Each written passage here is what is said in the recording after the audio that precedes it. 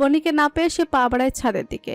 ছাদের সঙ্গে লাগোয়া পরিপাটি চিলেকোঠা ঘরটার ভেতরও খুঁজে সে, যেটা কিনা একটা সময় দীপ্তর বেডরুম ছিল, কিন্তু সেখানেও বন্নিকে না পেয়ে সে নিচে নেমে আসে।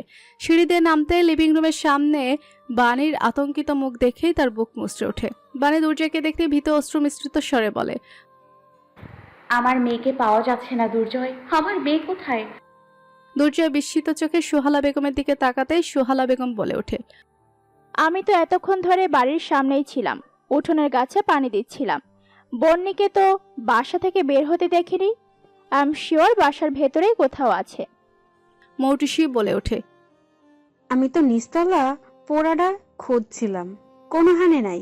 15-20 মিনিট আগেই তো আমার কাছে আইছিল, কিছুক্ষণের মধ্যে কই হারায় গেল। বন্নিকে পাওয়া যাচ্ছে না।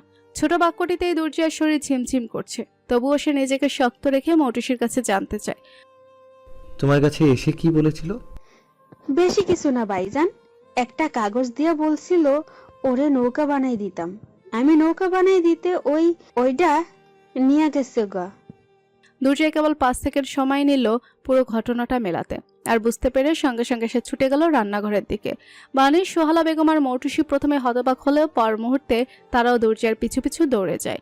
দুর্জয় ততক্ষণে রান্নাঘরের বারান্দা পেরিয়ে পিছনের উঠোনে পৌঁছে গিয়েছে।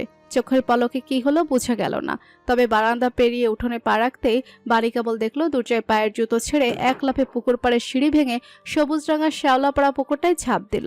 ভয়ঙ্কর ঘটনাটা আজ করতেই স্তব্ধ বাণী চিৎকার করে ওঠে, আমার মেয়ে, আল্লাহ বন্নি, আল্লাহ বন্নি, আমার আমার মেয়ে, ইয়া আল্লাহ। চিৎকার করে বাণী হাওমাও করে কেঁদে ওঠে।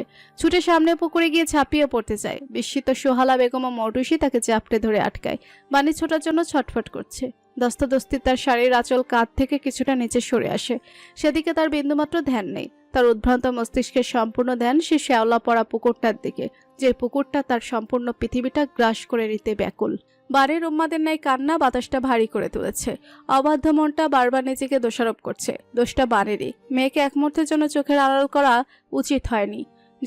যতবারই মেয়েটাকে একা রেখে সে কিছু একটা করতে যায়, ততবারই তার মেয়ের উপর নতুন একটা বিপদ এসে হাজির হয়। কখনো বিছানা থেকে পড়ে যাওয়া, কখনো হাত কেটে ফেলা, কখনো সময় গড়াতেই পুকুরের ঠিক মাঝখানটা হতে ধীরে ধীরে পাড়ে এগিয়ে আসতে দেখা যায় দুর্জয়কে। শীতকাল হওয়ায় বেশ অনেকদিন ধরে পুকুরের পানি পরিষ্কার করানো হয়নি। নোংরা পানিতে ডুব দেওয়ার ফলে পুরো শরীরটা ভিজে জবজবে অবস্থা। তার দুহাতের উপর বরফ ঠান্ডা পানিতে সিক্ত নিথর ছোট্ট দেহটা দেখা যাচ্ছে। হাস্যোজ্জ্বল মুখটা কেমন ফ্যাকাশে দেখাচ্ছে। বাণীর যেন নিঃশ্বাস আটকে এলো। ফুলের মতো মেয়ের এই রূপ দেখে সে স্থির থাকতে পারল না। চেতনা হারিয়ে সোহালার গায়ে হেলে পড়ল। সবটা দুমড়ে মুচড়ে আসা দুর্জয় বন্নিকে সহ পাড়ে এসে সিঁড়ি বেয়ে ওঠার সময় এই দৃশ্যটা দেখতেই তার সচল মস্তিষ্কটা কেমন চুপসে যায়। ভেতরটা মনে হচ্ছে এই মুহূর্তে ভেঙে চূর্ণ বিচূর্ণ হয়ে যাবে। সে কেবল দূর হতেই চেঁচিয়ে বলে, মামুনি, বাণীকে সামলাও প্লিজ। সুহালা বেগম যেন নদীর দুকুলের মাঝে আটকা পড়ল। ছোট্ট বাচ্চাটাকে দেখতেই অশ্রু এসে জমেছে তার দু চোখের কার্নিশে।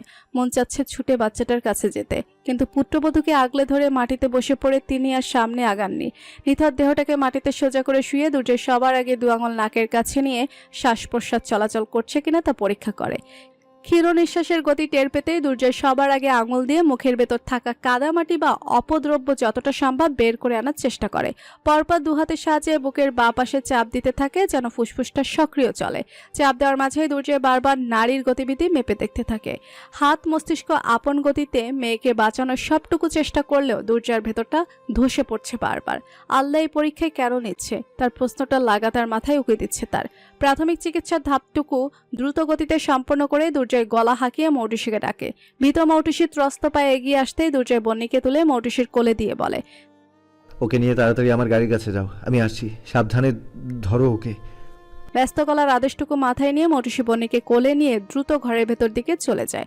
ভেতর থেকে ভেঙে চুরে আসা দুর্জয় নিজেকে যথেষ্ট শান্ত রেখে দ্রুত এগিয়ে যায় স্ত্রীর দিকে। সোহালা বেগমের আলিঙ্গন থেকে বাণীকে নিজের আওতায় বুঝে নিয়ে 5 কোলে তুলে সেও বাড়ির ভেতর দিকে ছুটে লিভিং রুমের বিশাল সোফাটায় এনে বাণীর নেতানো দেহটা রেখে সোহালা বেগমকে বলে ওঠে, আমি বন্দিকে নিয়ে হসপিটাল যাচ্ছি, মৌটুসি সাথে যাবে। যাওয়ার সময় নোমান ভাইকে বলে দিচ্ছি ফার্মেসি থেকে ডাক্তার ডেকে দেবে, ততক্ষণে ওর জ্ঞান ফেরানোর চেষ্টা করো। সোহালা বেগম ব্যস্ত গলায় বলে, আমি আছি, চিন্তা নেই, তুমি যাও।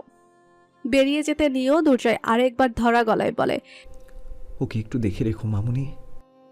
গাড়ির স্পিডটা সর্বোচ্চ গতিতে তুলে সুকৌশলে গাড়ি চালাচ্ছে দুর্জয়। রাস্তার পাশাপাশি বারবার পেছনের প্যাসেঞ্জার সিটে মৌটুসির কোলে শুয়ে থাকা বন্নিকেও লক্ষ্য করছে সে। মৌটুসি বারবার বন্নির দুহাত মুঠোয় নিয়ে মালিশ করে যথাসম্ভব নিম্ন তাপমাত্রাটা স্বাভাবিক রাখার চেষ্টা চালিয়ে যাচ্ছে। দ্রুত হসপিটালের পথে গাড়ি ড্রাইভ করতে মনোযোগী দুর্জয় আচমকা লক্ষ্য করে স্টিয়ারিংয়ে থাকা তার হাত দুটো ক্রমাগত মৃদু কাঁপছে। দুর্জয় ব্যাপারটা লক্ষ্য করেও সেদিকে আর পাত্তা দেয় না। তার দুর্বল হয়ে পড়ার অনুমতি নেই। সব থেকে কাছের হসপিটালে পৌঁছাতেই বন্নিকে নিয়ে সোজা হসপিটালের ভেতর ছুটে দুর্জয়। ইমার্জেন্সি ইউনিটে পৌঁছে কোনো মতে একটা খালি বেডে ছোট্ট দেহটাকে রেখে অন ডিউটিতে থাকা ডাক্তারকে বলে সম্পূর্ণ ঘটনা। মহিলা ডাক্তারটা ঘটনার সারসংক্ষেপ শুনে দ্রুত দুজন নার্সকে নিয়ে রোগীর জীবন বাঁচানোর চেষ্টায় লেগে পড়ে। দুর্জয় কেমন ফেল করে সম্পূর্ণ দৃশ্যটা সাক্ষী হচ্ছিল।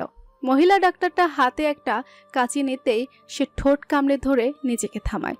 ডাক্তারটা কাঁচি কেন নিল তা তার মস্তিষ্কে এই মুহূর্তে ঠাওর করতে পারছে না। ওই নিষ্পাপ বাচ্চাটা শরীরে কাটাছেঁড়া করবে নাকি? পানিতে ডুবলে কি কাটাছেঁড়ার প্রয়োজন পড়ে? প্রশ্নগুলোর উত্তর খুঁজতে ব্যস্ত দুর্জয় নিজের উত্তর খুঁজে পায় যখন দেখে ডাক্তার কাঁচির সাহায্যে এক এক করে বাণীর গায়ের সোয়েটার আর ফ্রকটা কাটছে। দুর্জয় মাথা নিচু করে অন্যদিকে ফিরে তাকায়। ঠিক সেই মুহূর্তে একজন নার্স একটা বোর্ডে কিছু কাগজ এবং একটা কলম হাতে এগিয়ে এসে প্রশ্ন করে, আপনি রোগীর কি হন? দুর্জয় একটা ঢোক গিলে কেবল উচ্চারণ করে, বাবা। রোগীর নাম আর বয়স? বন্নি, বয়স 5। কোনো মেডিকেল হিস্ট্রি আছে রোগীর, বা কোনো মেডিসিনে অ্যালার্জি জনিত সমস্যা? দুর্জয় নিষ্পলক কিছুক্ষণ তাকিয়ে থেকে জবাব দেয়, আমি জানি না। নার্সটা এবার ভুরু কুঁচকে বলে ওঠে, মানে? আমার ওর মেডিকেল হিস্ট্রি জানারই। নার্সকে এবার খানিকটা বিরক্ত দেখায়। তিনি প্রশ্ন করেন, বাচ্চার মা কোথায়? ও বাসায়। মেয়েকে এই অবস্থায় দেখে সেন্সলেস হয়ে গিয়েছে। নার্স এবার অধৈর্য হয়ে ডক্টরের কাছে চলে যায়। পেছন থেকে দুর্জয়ের কানে ভেসে আসে নার্সের বিরক্তিমাখা গলায় বলা কথাগুলো, ম্যাম, ওই সাথে আসা লোকটা নাকি বাচ্চার বাবা। ওই বাচ্চার মেডিকেল হিস্ট্রি বা অ্যালার্জি জনিত আছে কিনা এসব কিছুই জানে না। বাচ্চার মাকে জিজ্ঞাসা করতে বলো তাহলে।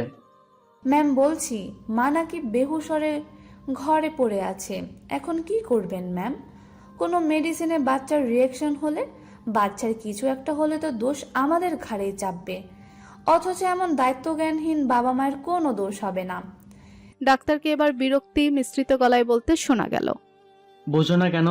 দায়িত্ব জানোয়ালার বাপ মা সচেতন হলে কি বাচ্চা পুকুরে ডুবে নাকি? আল্লাহ যে এইসব অনুযোগ্য কেন বাচ্চা দেয়? কত মানুষের বাচ্চা চেয়েও পায় না।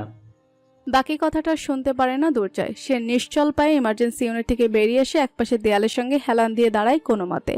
গায়ের ভেজা শার্ট প্যান্টগুলো ইতিমধ্যে শুকাতে শুরু করে দিয়েছে, তবে পুকুরে পানিটা নোংরা থাকায় তার গায়ের পোশাকও এখন নোংরা দেখাচ্ছে। দুর্জয়ের মাথাটা এখনো নত। বুকের ভেতর অদ্ভুত অসহনীয় ব্যথা অনুভব করছে সে। মনের সুপ্ত জায়গাটা দোয়া করে চলেছে যেন নিষ্পাপ বাচ্চাটার কিছু না হয়। মস্তিষ্ক বলে চলেছে বন্যির কিছু হলে বাণীর সামনে কখনো সে মুখ তুলে তাকাতে পারবে না। হাজারটা চিন্তা মাথায় নিয়ে পকেটে হাত দিতে এসে দেখে পকেটে ফোনটা নেই। ফোন কোথায় তার? খুব সম্ভবত পুকুরে পড়ে গিয়েছে। দুর্জয় দুর্বল পায়ে হেঁটে এক কোণে গিয়ে একটা লোককে দেখে বলে ওঠে, এক্সকিউজ মি ভাইয়া, এটা কল করা যাবে? আমার ফোনটা পাচ্ছি না, হয়তো পানিতে পড়ে গিয়েছে। কলটা ইম্পর্ট্যান্ট। ভদ্রলোক সূক্ষ্ম চোখে দুর্জয়কে পরখ করে ফোনটা এগিয়ে দিতেই দুর্জয় সোহালা বেগমের নাম্বারে কল করে। কিছুক্ষণের মধ্যেই কলটা রিসিভ হতেই দুর্জয় শান্ত গলায় বলে, আমি দুর্জয়। সোহালা বেগম চিন্তিত গলায় বলে, আমি তোমার নাম্বারে কল করছিলাম, ফোন বন্ধ বলছে। বন্নি কোথায়? কি অবস্থা ওর? জ্ঞান ফিরেছে তুমি বের হওয়ার কিছুক্ষণ পরেই। ডাক্তার এসেছিল, কিন্তু ও দেখাতে রাজি না। হসপিটাল যেতে চাইছে, সামলানো মুশকিল। দুর্জয় একটা দীর্ঘশ্বাস ছেড়ে হসপিটালের নামটা সোহালা বেগমকে জানিয়ে বলে, ওকে নিয়ে আসো। দূর থেকে আরো বেশি তরপাচ্ছে। বন্দির কাছে থাকার অধিকার আছে ওর। 25 মিনিটের মাথায় এলোমেলো অবস্থায় দৌড়াতে দৌড়াতে হসপিটাল এসে পৌঁছায় বাণী। সঙ্গে সোহালা বেগমও রয়েছেন, তবে তিনি বাণীর পায়ের গতির সঙ্গে সামঞ্জস্যতা বজায় চলতে হিমশিম খাচ্ছেন। ইমার্জেন্সি ইউনিটের সামনে এসে দরজার একপাশে দুর্জয়কে দেখতে বাণী দৌড়ে যায়। দুর্জয়ের বুকের কাছে ভাঁজ করা হাত দুটো ধরে ব্যস্ত ক্লান্ত স্বরে প্রশ্ন করে, আমার মেয়ে কোথায়? কেমন আছে? ঠিক হয়ে গিয়েছে না? দুর্জয়ের ভেতরের শেষ শক্তিটুকু এই পর্যায়ে নিঃশেষ হয়ে গেল। সে কোনো জবাব দিতে পারে না, কেবল নির্লিপ্ত ভঙ্গিতে টলমল চোখে তাকিয়ে থাকা বাণীকে দেখে বাণী আবারও হাত ঝাঁকিয়ে ব্যাকুল গলায় জানতে চায়, এই বলো না প্লিজ, আমার মেয়ে কেমন আছে? দুর্জয় থেকে কাঙ্ক্ষিত কোনো জবাব না পেয়ে বাণী এবার ইমার্জেন্সি ইউনিটের দরজার দিকে ছুটতে নেয়। দুর্জয় দ্রুত সামনে এসে বাণীকে বাধা দিয়ে আগলে ধরে। বাণী শান্ত হয় না, বরং উল্টো কান্নায় ভেঙে পড়ে। তার কান্নার শব্দে ভেতর থেকে সেই নার্সটা বেরিয়ে আসে, রাগ মিশিয়ে বলে, ইমার্জেন্সি ইউনিটের বাইরে এসব চেঁচামেচির মানে কি? ম্যানার্স নাই আপনাদের কোনো? বাচ্চা কাচ্চার খেয়াল রাখতে পারে না, তাহলে বাচ্চা কাচ্চা নেন কেন? নাটক করতে উঠে আসে যত সব। দুর্জয় বাণীকে টেনে সেখান থেকে দূরে নিয়ে গেলেও সোহালা বেগম চুপ থাকতে পারে না। হসপিটাল স্টাফদের এত বিচ্ছিরি আচরণ কেন হবে? তিনি প্রতিবাদের গলায় বলে, আপনি উঁচু স্বরে কথা বলছেন কেন? আপনার ম্যানার্স কোথায়? আর কার ব্যাপারে আজে বাজে কমেন্টস করছেন ধারণা আছে? হসপিটালের সব থেকে নীরব একটা জায়গায় নিয়ে বাণীকে জোর করে একটা বেঞ্চিতে বসিয়ে তার সামনে হাঁটু ভাঁজ করে বসে দুর্জয়। বুকের ভেতরের উথাল পাথাল কান্নাটুকু গিলে নিয়ে স্ত্রীর দুহাত জোড়া ধরে মানানত করে বলে, আই এম সরি, মাফ করো আমাকে। আমি দায়িত্ব নিয়েছি কিন্তু ঠিকঠাক পালন করতে পারিনি। সরি বানি, মাফ করে দাও। বাণী বোবা দৃষ্টি মেলে দেখতে থাকে শ্যামবর্ণের পুরুষকে। মেজর শাহরিয়া দুর্জয় কারো সামনে মাথা নত করে মাপ চাইছে। দৃশ্যটা খুব কম মানুষের কাছে বিশ্বাসযোগ্য ঠেকবে। বাণীর মেয়ের চিন্তায় দম বন্ধ হয়ে আসে। কোনো মতে বলে, তুমি অন্তত ওকে সময় মতো উদ্ধার করেছো, আমি ওর খেয়াল রাখতে পারিনি। অযোগ্য মা একটা আমি। দুর্জয় জবাব দিতে পারে না। নিষ্পাপ বাচ্চাটার মুখ বারবার চোখের সামনে ভাসছে ওর। আচমকা সে নিজের দুর্বোধ্য দেয়াল ভেঙে ছেলেদের কাদার নিয়ম নেই উক্তিকে বুড়ো আঙুল দেখিয়ে বাণীর হাঁটুতে মাথা রেখে নিঃশব্দে কান্নায় ভেঙে পড়ে। এটা তো তার স্বপ্ন ছিল না। তার স্বপ্নের অংশ হিসেবে তো বাণী আর বন্যী দুটো মানুষই ছিল।